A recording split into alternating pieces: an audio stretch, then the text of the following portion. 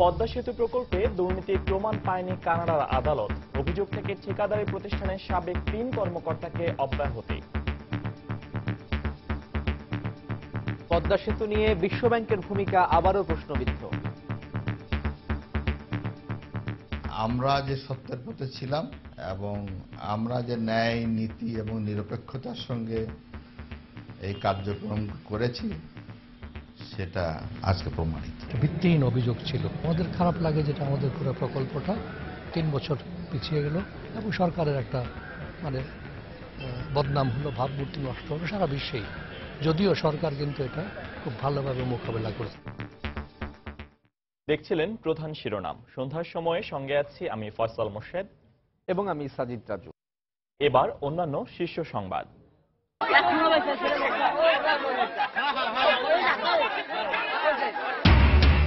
ফরিদপুরে বাস covered van সংঘর্ষে নিহত ১৩ জনের মধ্যে ৫ জনের লাশ শনাক্ত, আহত ৩৫ জন বিভিন্ন হাসপাতালে ভর্তি। এখনো প্রিয়জনকে খুঁজে ফিরছেন স্বজনরা। ৪৮ ঘন্টার মধ্যে এই হত্যাকারীদের যাতে ধরা যায়। আশা করি ১০ তারিখের ভিতরে করতে পারবে, আগ্রহ হতে পারে। এখনো আশাবাদী যে কোনো সময় এটা উদ্ঘাটন করবে। নানা আশ্বাসে আটকে আছে সাংবাদিক দম্পতি সাগর রুনি হত্যা রহস্য। ৫ বছরেও হয়নি কুল কিনারা, হতাশ পরিবার। চট্টগ্রামের রিয়াজউদ্দিন বাজারে ছাত্রলীগের ২ গ্রুপের সংঘর্ষ, ছুরিকাঘাতে ১ জন নিহত, আহত আরও ১।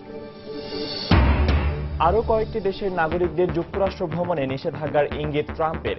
বিভিন্ন শহরে কয়েকশো অবৈধ অভিবাসী গ্রেফতার, প্রতিবাদে বিক্ষোভ। এবং ভারতের বিপক্ষে হায়দ্রাবাদ টেস্টে মুশফিক ও মিরাজের ব্যাটিং দৃঢ়তা। তৃতীয় দিন শেষে বাংলাদেশের সংগ্রহ ৬ উইকেটে ৩২২ রান।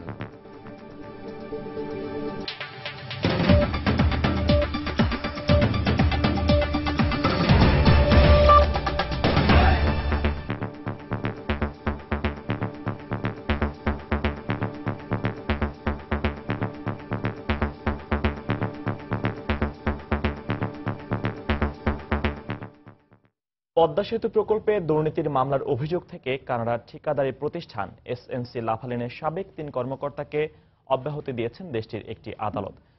কানাডার পত্রিকা দ্য গ্লোব অ্যান্ড মেইল জানায়, পদ্মা সেতু প্রকল্পে তদারকির কাজ পেতে প্রতিষ্ঠানটির ৩ কর্মকর্তার বিরুদ্ধে বাংলাদেশি কর্মকর্তাদের ঘুষ দেওয়ার অভিযোগের প্রমাণ পাওয়া যায়নি। শুক্রবার অন্টারিওর আদালত তাদের অভিযোগ থেকে অব্যাহতি দেন। ওই ৩ কর্মকর্তা হলেন প্রতিষ্ঠানটির জ্বালানি ও অবকাঠামো বিষয়ক সাবেক ভাইস প্রেসিডেন্ট কেভিন ওয়ালেস, আন্তর্জাতিক উন্নয়ন বিষয়ক সাবেক ভাইস প্রেসিডেন্ট রমেশ শাহ ও বাংলাদেশি কানাডিয়ান ব্যবসায়ী জুলফিকার আলী ভূঁইয়া। মামলার রায়ে বলা হয়, ফোনে আড়ি পেতে সংগ্রহ করা তথ্যের ভিত্তিতে যে অভিযোগ করা হয়েছিল তা গুজব ও বানোয়াট। ঘুষ নেওয়া সংক্রান্ত এই অভিযোগের পরিপ্রেক্ষিতেই পদ্মা সেতু প্রকল্পে ঋণ বাতিল করেছিল বিশ্বব্যাংক।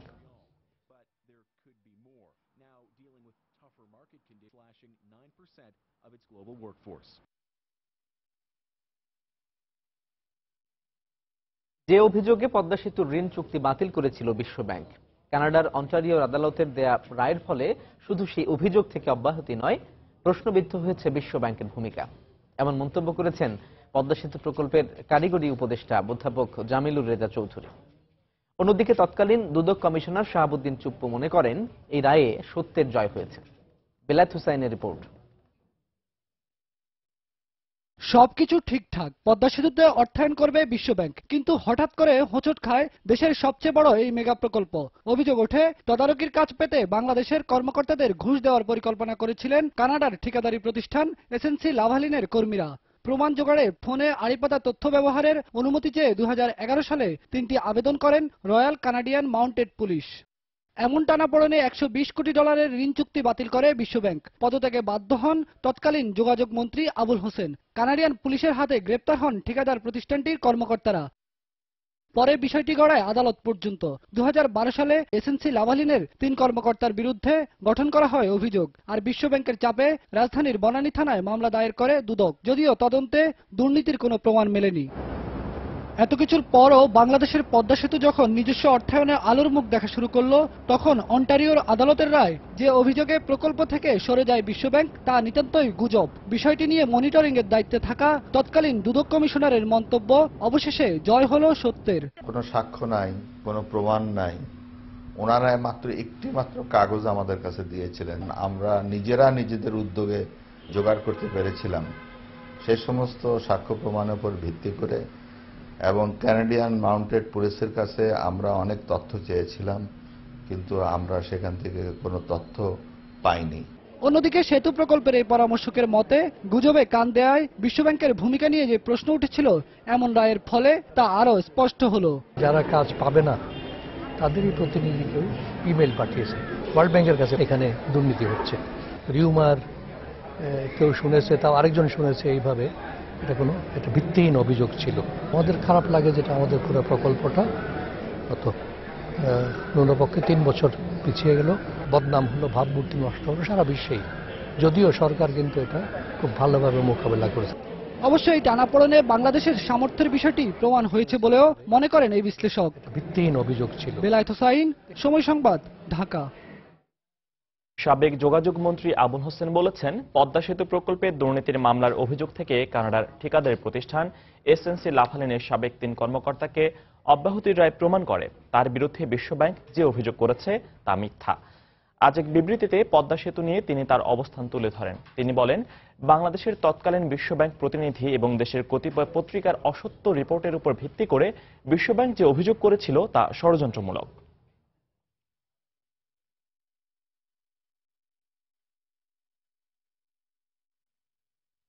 পদ্মা সেতু প্রকল্প নিয়ে বিশ্বব্যাংকের অভিযোগের সময় দুর্নীতির কথা বলে দেশে যারা গলাবাজি করেছে তাদের সরকারের কাছে ক্ষমা চাওয়া উচিত বলে মনে করেন প্রধানমন্ত্রীর তথ্য প্রযুক্তি বিষয়ক উপদেষ্টা সজীব ওয়াজেদ জয়।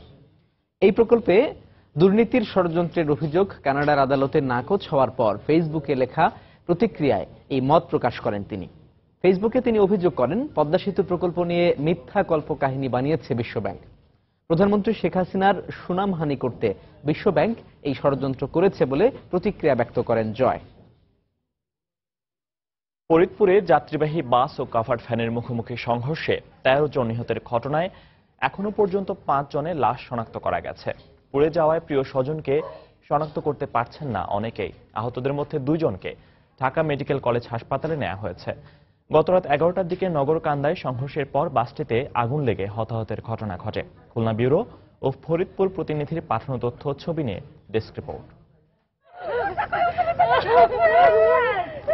একের পর এক মানুষ ছুটে আসছেন হাসপাতালে, কেউ বা স্বজন হারানোর শোকে কাতর, কেউ কেউ খুঁজে পেলেও আগুনে পুড়ে যাওয়ায় শনাক্ত করতে পারছেন না পরিবারের প্রিয় মানুষটিকে।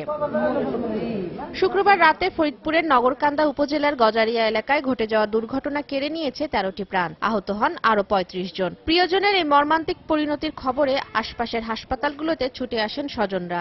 ঘুমিয়ে থাকার পরে দেখে দাউ দাউ করে আগুন জ্বলতেছে, পরে লোকজন দেখে ছোটাছুটি করতেছে। আমার তলে একটা গেঞ্জি ছিল, উপরে একটা গেঞ্জি ছিল, পরে দুটাই খুলে ফেলছি।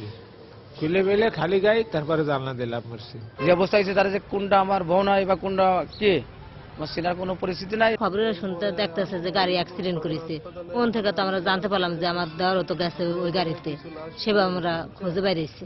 বাড়ি হলো আপনার নিজরা, গোপালগঞ্জ নিজরাতে, ওইখান থেকে ফিরতেছিল, ফেরার পথে বাস অ্যাক্সিডেন্টে মারা যায়। লাশ যেগুলা শনাক্ত হয়েছে আমরা সেগুলা এখান থেকেই দিয়ে দিচ্ছি, আর যেগুলো শনাক্ত হয়নি সেগুলো আপাতত থাকবে। দুর্ঘটনায় নিহতদের পুরো শরীর দগ্ধ হয়ে যাওয়ায় লাশের ডিএনএ টেস্ট করা হবে বলে জানিয়েছেন চিকিৎসক। এই 13টি লাশের ময়নাতদন্ত হয়েছে এবং ময়নাতদন্ত শেষে ভিসারা প্রিজার্ভ হয়েছে, ডিএনএ স্যাম্পল প্রিজার্ভ করা হয়েছে এবং ময়নাতদন্ত শেষে পুলিশের কাছে লাশগুলো হস্তান্তর করা হয়েছে।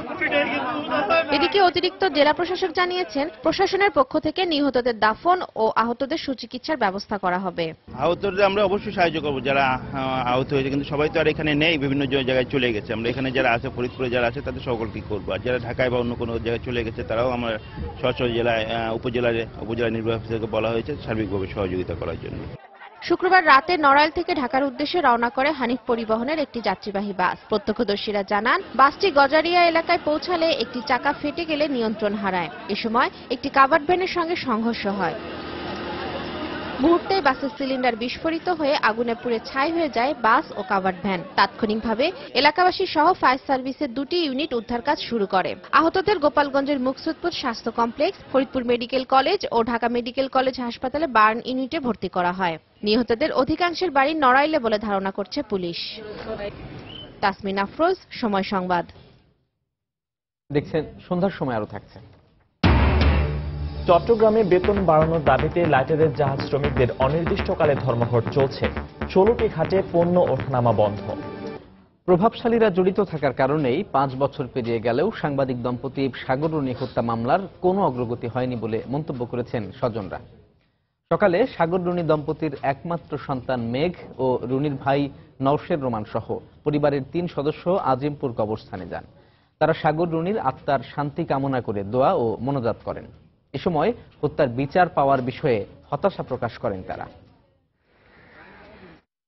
স্বরাষ্ট্রমন্ত্রী আসাদুজ্জামান খান কামাল বলেছেন, সাগর রুনি হত্যাকাণ্ডের তদন্তে ইতোমধ্যে গুরুত্বপূর্ণ তথ্য পাওয়া গেছে। খুব তাড়াতাড়ি তদন্ত প্রতিবেদন আলোর মুখ দেখবে। দুপুরে নড়াইলে সাংবাদিকদের প্রশ্নের জবাবে এ কথা বলেন তিনি। মহামান্য আদালতের নির্দেশনায় আমাদের র্যাব এটা তদন্ত করছে। র্যাবের কাছে যে লেটেস্ট পজিশন আমরা জানি, র্যাব ওইখানে 2 জনের ডিএনএর অস্তিত্ব পেয়েছিল। সেইগুলো মানে বিভিন্ন জায়গায় তারা ম্যাচিং করার চেষ্টা করছে। আমার মনে হয় আমরা খুব সহসাই আলোর মুখ দেখবে এবং আমরা উদ্ঘাটন করতে পারব। সাংবাদিক দম্পতি সাগর রুনি হত্যাকাণ্ডের পর 48 ঘন্টার মধ্যে খুনিদের গ্রেপ্তারের আশ্বাস দিয়েছিলেন তৎকালীন স্বরাষ্ট্রমন্ত্রী। আর ঘটনার 2 দিন পর প্রণিধানযোগ্য অগ্রগতির দাবি করেছিলেন তৎকালীন পুলিশ প্রধান। গেল 5 বছর ধরেই মিলেছে এরকম আশ্বাস, কিন্তু হত্যাকাণ্ডের কুল কিনারা হয়নি এখনো। সেসবের বিস্তারিত তুলে ধরছেন খান মোহাম্মদ রুমেল।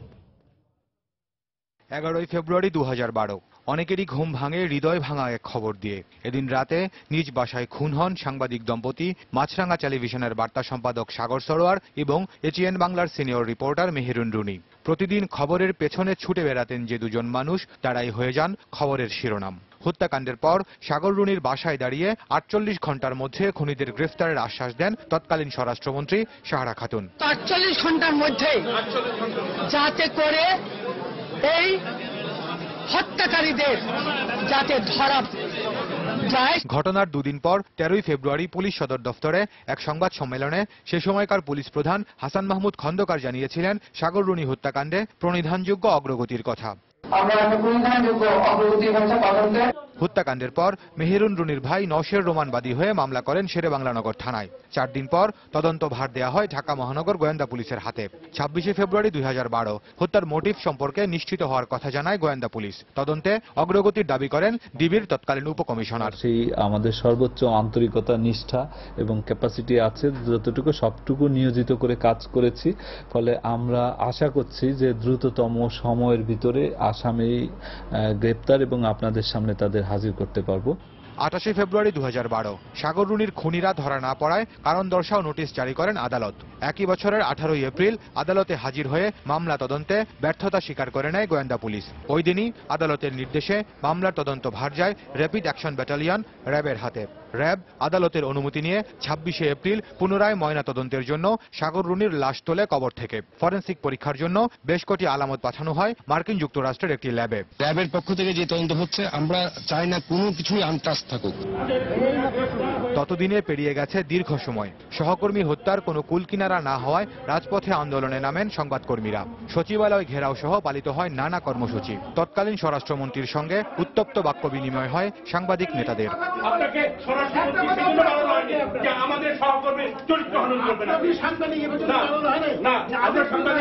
আমি অবশ্যই আমার সাংবাদিক সহযোগী চরিত্র হননের বিরুদ্ধে কথা বলবো এবং স্বরাষ্ট্র মন্ত্রণালয়ের কথা বলবো। 25 সেপ্টেম্বর 2013 15 দিনের মধ্যে সাংবাদিক দম্পতি হত্যার সুরাহা করার আশ্বাস দেন তৎকালীন স্বরাষ্ট্রমন্ত্রী ডক্টর মহিউদ্দিন খান আলমগীর। আশা করি যারা এই অপরাধের জন্য দায়ী তাদেরকে শনাক্ত করে যথাযথ ব্যবস্থা নিতে পারবে। আশা করি 10 তারিখের ভিতর করতে পারবে, আগেও হতে পারে। এদিকে ঘটনার 5 বছর পূর্ণ হওয়ার 2 দিন আগেও একই ধরনের আশ্বাস দিলেন স্বরাষ্ট্রমন্ত্রী। র্যাব কাজ করছে, আমি এখনো আশাবাদী যে কোনো সময় র্যাব উদ্ঘাটন করবে। তদন্তের দায়িত্ব পাওয়ার পর তদন্ত প্রতিবেদন দাখিলের জন্য এ পর্যন্ত ৪৫ বার সময় নিয়েছে র্যাব। সবশেষ তদন্ত প্রতিবেদন দাখিলের জন্য ২১শে মার্চ দিন ধার্য রয়েছে। খান মোহাম্মদ রুমেল, সময় সংবাদ, ঢাকা। আওয়ামী লীগের সাধারণ সম্পাদক ওবায়দুল কাদের বলেছেন, নারায়ণগঞ্জের মতো আগামী জাতীয় নির্বাচনেও ভরাডুবি হবে জেনে বিএনপি নতুন নির্বাচন কমিশনকে বিতর্কিত করার চেষ্টা করছে। সকালে চট্টগ্রামের পটিয়ায় এক সভায় বক্তব্য রাখেন তিনি। বিএনপি জানে আগামী নির্বাচনে জনগণের ভোটে তারা জিততে পারবে না। নারায়ণগঞ্জের মতো জাতীয় নির্বাচনেও বিএনপির ভরাডুবি হবে। তাই হেরে যাওয়ার ভয়ে, হেরে যাওয়ার কারণটা আগে থেকে তৈরি করছে। তখন বলবে আমরা বলেছিলাম না, সিইসি বিতর্কিত। সন্ত্রাস ও জঙ্গিবাদ রুখতে শিক্ষার্থীদের মাঝে দেশপ্রেম, ধর্মীয় মূল্যবোধ ও সংস্কৃতি ছড়িয়ে দিতে হবে বলে মন্তব্য করেছেন খাদ্যমন্ত্রী অ্যাডভোকেট কামরুল ইসলাম। দুপুরে কেরানীগঞ্জের এক অনুষ্ঠানে বক্তব্য রাখেন তিনি। এ সময় মন্ত্রী আরো বলেন, বাংলাদেশের মানুষ সচেতন হওয়ায় জঙ্গিবাদ টিকতে পারবে না। লেখাপড়াতে এখন লেখাপড়ার কম্পিটিশন লেখাপড়া করতেই হবে, পাশাপাশি ছেলেদের দেশাত্মবোধ এবং তাদের আমাদের জন্মের ইতিহাস, মুক্তিযুদ্ধের ইতিহাস, এগুলো তাদেরকে জানতে হবে। উমলমতি সন্তানরা যে আজকে বিপদে যাচ্ছে তার একটি কারণে তাদের মধ্যে দেশাত্মবোধ, তাদের সংস্কৃতি মানা হিসেবে আমরা গড়ে তুলি না। সেগুলো যদি আমরা সবাইকে আমাদের সন্তানদের মধ্যে দেশাত্মবোধ যদি গড়ে তুলতে পারি, ধর্মের সত্যিকার অনুশাসন যদি তাদেরকে জানাতে পারি, তাদেরকে যদি সংস্কৃতি মানা হিসেবে গড়ে তুলতে পারি, ইনশাল্লাহ বাংলাদেশে এই কোমলমতি ছাত্রছাত্রীদের জঙ্গিবাদ, সন্ত্রাস কোনো সময় গ্রাস করতে পারবে না। আজকে আমরা এই কাজগুলো করি না বলে আজকে জঙ্গিবাদ, সন্ত্রাস তাদেরকে গ্রাস করার চেষ্টা করছে। ইনশাল্লাহ বাংলাদেশে সম্ভব না। আমরা আজকে সচেষ্ট এবং আমরা আজকে সবাই সচেতন। নতুন প্রধান নির্বাচন কমিশনারকে জনপ্রতিনিধিদের ফুল দিয়ে শুভেচ্ছা জানানোর সমালোচনা করে বিএনপির মহাসচিব মির্জা ফখরুল ইসলাম আলমগীর বলেছেন, এর মাধ্যমে প্রমাণিত হয়েছে এই কমিশন নিরপেক্ষ নয়, এর অধীনে সুষ্ঠু নির্বাচনও সম্ভব নয়। অমর একুশে গ্রন্থমেলায় একটি বইয়ের মোড়ক উন্মোচন অনুষ্ঠান শেষে সাংবাদিকদের প্রশ্নের জবাবে তিনি কথা বলেন। আমরা যে বক্তব্য রেখেছিলাম প্রধান নির্বাচন কমিশনের নাম ঘোষণা পরে, সেটাই সত্য প্রমাণিত হয়েছে। এবং আমরা আবারও নিশ্চিত করে বলতে চাই যে এই নির্বাচন কমিশন কোনো মতেই এই প্রধান নির্বাচন কমিশনের নেতৃত্বে কখনোই নিরপেক্ষ ভূমিকা পালন করতে সক্ষম হবে না, কারণ তার দলীয় পক্ষপাতের ব্যাপারটি এখন জনগণের কাছে অত্যন্ত পরিষ্কার হয়ে গেছে। সন্ধ্যার সময় আরো থাকছে। সিলেটের বিছানাকান্দিতে পাথর উত্তোলনের সময় ৩ শ্রমিক নিহতের ঘটনায় মামলা দায়ের, ২ জন গ্রেফতার। অমর একুশে গ্রন্থমেলায় সরকারি ছুটির দিনে ভিড় করেছেন বইপ্রেমীরা। পাঠক, লেখক ও প্রকাশকদের পদচারণায় এখন মুখর মেলা প্রাঙ্গণ। এই মুহূর্তে বইমেলা আছেন রিপোর্টার পারমিতা হিম। সরাসরি চলে যাচ্ছি তার কাছে। পারমিতা। রাজু, আজকে মেলায় প্রকাশিত হয়েছে নতুন 225টি বই এবং সব মিলিয়ে এ পর্যন্ত যে নতুন বই প্রকাশনের সংখ্যা সেটা 1000-এরও বেশি ছাড়িয়ে গেছে গতকালই। আজকে আমরা দেখেছি যে ছুটির দিনে যে ধরনের উপচে পড়া ভিড় থাকে এই সময়টাতে, সে তুলনায় আমি বলবো আজকে ভিড় একটু কম। কালকে এই সময় এখানে অনেক ভিড় ছিল এবং যে প্রবেশদ্বারগুলো ছিল সেগুলোও কিন্তু মানে একেবারে ভীষণ লাইন ছিল সেখানে। আজকে সেখানে আমরা দেখতে পাচ্ছি বেশ কিছুটা ফাঁকা বলবো এই সোহরাওয়ার্দী উদ্যান। তবে সে তুলনায় বাংলা একাডেমির যে চত্বর আছে সেখানে যে আলোচনা অনুষ্ঠান, সেখানে কিন্তু বেশ ভালোই শ্রোতাদের ভিড় ছিল এবং এখনো সেখানে সাংস্কৃতিক অনুষ্ঠান যেখানে চলছে সেখানে বেশ ভালোই দর্শনার্থীদের ভিড় আছে। এদিকে আজকে বেচাকেনা কিছুটা কম হয়েছে, তবে সকালে শিশু প্রহর বেশ জমে উঠেছিল। আজকে এখানে বিশিষ্ট লেখকদের উপস্থিতি সেটি তো আছেই, সেই সঙ্গে আছে নবীন লেখকদের উপস্থিতি। তাদের সঙ্গে দেখা করতে পাঠকরা আসছেন, তাদের অটোগ্রাফ নিচ্ছেন, ফটোগ্রাফও তুলছেন। তবে প্রতিদিন যেটি দেখা যায় যে একটা ভীষণ সরব উপস্থিতি সকলের আড্ডা, সেটি আজকে আমার কাছে কিছুটা ম্রিয়মাণ মনে হচ্ছে। তবে সব মিলিয়ে বলতে হবে যে প্রতিদিনকার মতো আজকের এই সময়টাতে প্রকাশকরা ভাবেন বা বিক্রেতা কর্মীরা চিন্তা করেন যে আসলে কতটা বিক্রি হলো। আজ মোটামুটি বিক্রি হয়েছে, ছুটির দিন হিসেবে কিছুটা কম, তবে গতকালের তুলনায় আজকে তেমন বিক্রি হয়নি। তো আজ মোটামুটি অন্যান্য দিনগুলোর মতোই বই বেচা কেনার হার ছিল ভালো। তবে আর সবচেয়ে বেশি বই বেচা কেনা হয়েছে সেই হুমায়ুন আহমেদ এবং বিশিষ্ট যে লেখকরা আছেন, বিখ্যাত লেখকরা আছেন, জনপ্রিয় লেখকরা আছেন, সেই তাদের বই যারা বের করেছে নতুন নতুন বই, সেই স্টলগুলোর সামনেই সবচেয়ে বেশি সব বয়সীদের ভিড় সবচেয়ে বেশি ছিল। তবে একটি বিষয়ে বলার মতো, যারা আসছেন সবাই তো এখনো বই কিনছেন না দর্শনার্থীরা, তবে শিশুরা প্রত্যেকেই বই কিনছে। এমন একটি শিশুও পাওয়া যাবে না যে অন্তত একটি বই না কিনে এখান থেকে যাচ্ছে। তো আজকের বইমেলার খবরাখবর আমার কাছে এই ছিল। রাজা, বইমেলার খবর জানছিলাম সহকর্মী পারমিতা হিমের কাছ থেকে। চট্টগ্রামে ছাত্রলীগের দুগ্রুপে সংঘর্ষে ছুরিকাঘাতে একজন নিহত হয়েছেন।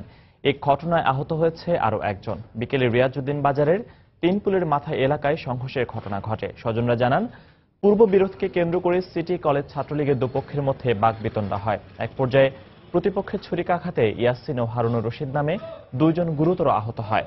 তাদের উদ্ধার করে হাসপাতালে নেয়ার পথে ছাত্রলীগ কর্মী ইয়াসিন মারা যায়। সে চট্টগ্রাম সিটি কলেজে রাষ্ট্রবিজ্ঞান বিভাগের তৃতীয় বর্ষের ছাত্র। এদিকে আহত হারুনুর রশিদকে এই ঘটনায় আটক দেখিয়েছে পুলিশ।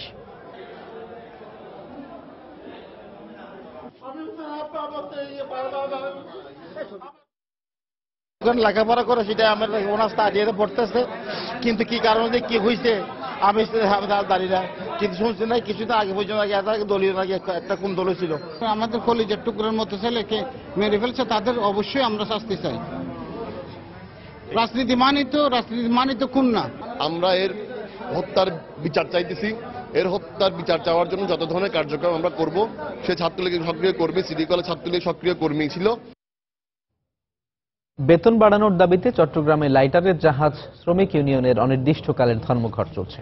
সকাল 8টায় ধর্মঘট শুরু হয়। ধর্মঘটের কারণে বন্দরের আশপাশের 16টি ঘাটে জাহাজ থেকে পণ্য ওঠানামা বন্ধ রয়েছে। শ্রমিকদের অভিযোগ, গত বছরের জুলাইয়ে 6,600 টাকা থেকে বাড়িয়ে তাদের বেতন 9,650 টাকা করা হয়, কিন্তু দীর্ঘ সময় পেরিয়ে গেলেও এখনও সেই বেতন কার্যকর হয়নি। এ কারণে আবারও ধর্মঘটে নেমেছেন তারা। সিলেটের বিছানাকান্দির পাথর কোয়ারিতে অবৈধভাবে পাথর উত্তোলনের সময় শ্রমিক নিহতের ঘটনায় দুজনকে গ্রেফতার করেছে পুলিশ। ওই ঘটনায় গতরাতে গোয়াইনঘাট থানায় একটি মামলা দায়েরের পর অভিযান চালিয়ে পুলিশ দুজনকে গ্রেফতার করে। মামলার অন্য আসামিদের গ্রেফতারে অভিযান চলছে। গত বৃহস্পতিবার মধ্যরাতে সিলেটের বিছানাকান্দির পাথর কোয়ারিতে অবৈধভাবে পাথর উত্তোলনের সময় চাপা পড়ে 3 শ্রমিকের মৃত্যু হয়।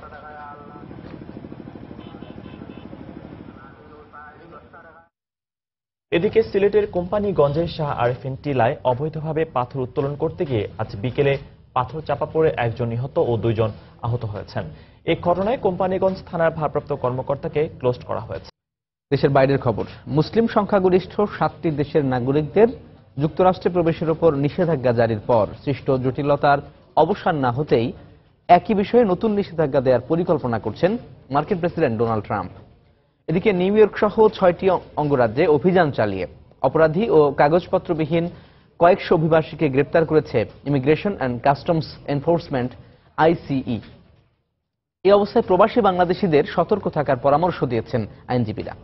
যুক্তরাষ্ট্র প্রতিনিধি শিয়াবুদ্দিন কিস্টুর তথ্য ও ছবি নিয়ে ডেস্ক রিপোর্ট। যুক্তরাষ্ট্রের বিভিন্ন শহরে অনিবন্ধিত অভিবাসীদের ধরপাকড়ের বিরোধিতা করে শুক্রবার নিউ ইয়র্কে বিক্ষোভ করে শত শত মার্কিন।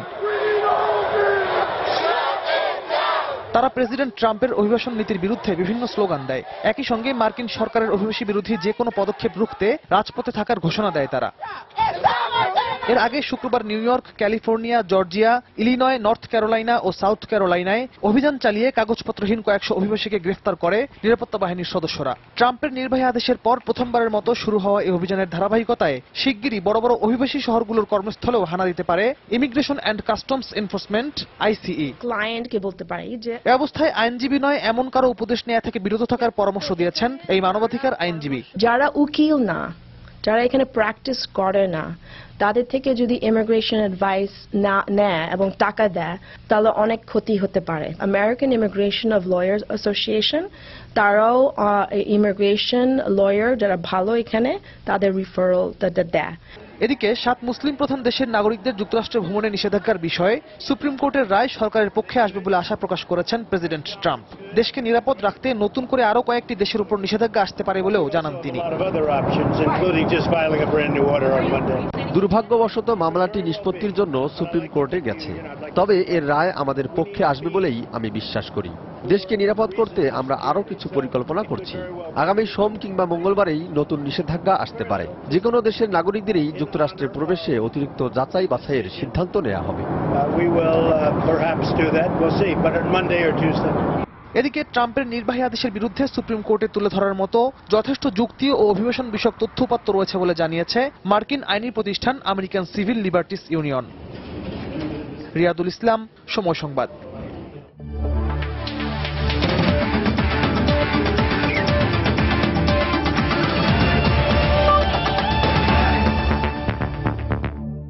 বাংলাদেশ ভারত টেস্ট সিরিজ প্রসঙ্গ।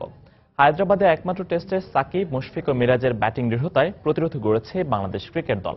তৃতীয় দিনে স্বাগতিক ভারতের বিপক্ষে টাইগারদের সংগ্রহ 6 উইকেটে 322 রান। ফলোঅন এড়াতে বাংলাদেশের দরকার আরও 166 রান। এর আগে 6 উইকেটে 687 রানের পাহাড় সমান স্কোর গড়ে ইনিংস ঘোষণা করে ভারত। এসএম সালাউদ্দিনের ক্যামেরায় ভারত থেকে আরও জানাচ্ছেন নিয়ামতুল্লাহ বাবু।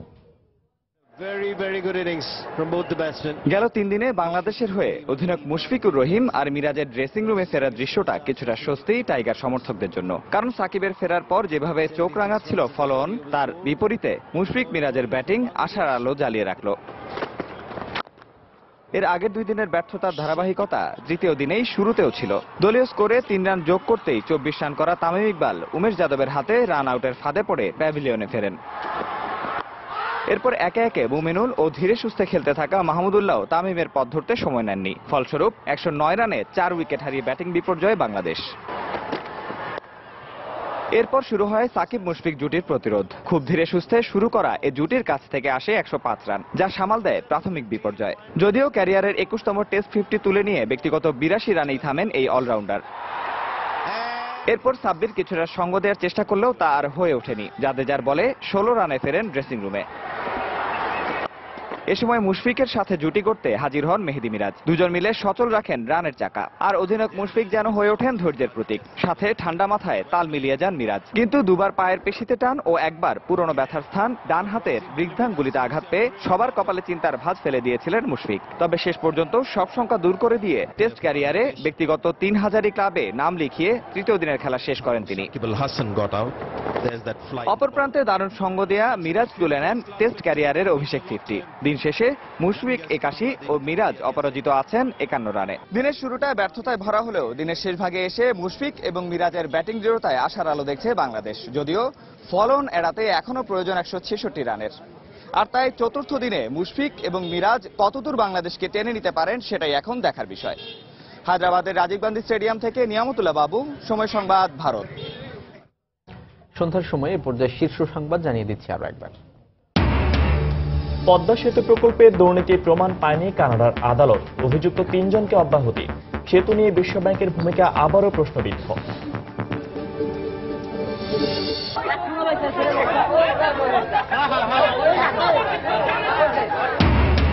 ফরিদপুরে বাস কাভার্ড ভ্যান সংঘর্ষে নিহত 13 জনের মধ্যে 5 জনের লাশ শনাক্ত। আহত 35 জন বিভিন্ন হাসপাতালে ভর্তি। এখনো প্রিয়জনকে খুঁজে ফিরছেন স্বজনরা। 48 ঘন্টার মধ্যে এই হত্যাকারীদের যাতে ধরা যায়, আশা করি 10 তারিখে করতে পারবে। আরও হতে পারে। এখনো আশাবাদী যে কোনো সময় এটা উদ্ঘাটন করবে। নানা আশ্বাসেই আটকে আছে সাংবাদিক দম্পতি সাগর রুনি হত্যা রহস্য। 5 বছরেও হয়নি কুল কিনারা, হতাশ পরিবার। চট্টগ্রামের রিয়াজউদ্দিন বাজারে ছাত্রলীগের 2 গ্রুপের সংঘর্ষ, ছুরিকাঘাতে 1 জন নিহত, আহত আরও 1। এবং ভারতের বিপক্ষে হায়দ্রাবাদ টেস্টে মুশফিক ও মিরাজের ব্যাটিং দৃঢ়তা। তৃতীয় দিন শেষে বাংলাদেশের সংগ্রহ 6 উইকেটে 322 রান।